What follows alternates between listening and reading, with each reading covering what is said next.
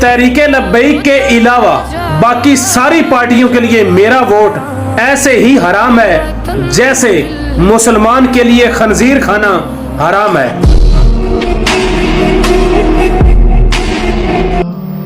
مدینہ کے تاجدار فرماتے ہیں جو بندہ اپنے بھائی کو گناہ پر شرمندہ کرے گا،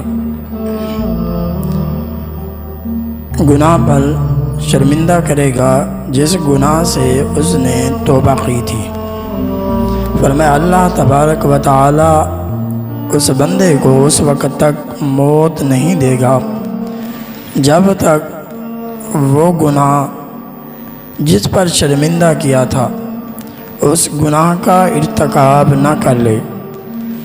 وہ خود اس گناہ کا ارتکاب کرے گا پھر اسے موت آئے گی۔ پھر میں اور آپ اس بات پر غور کریں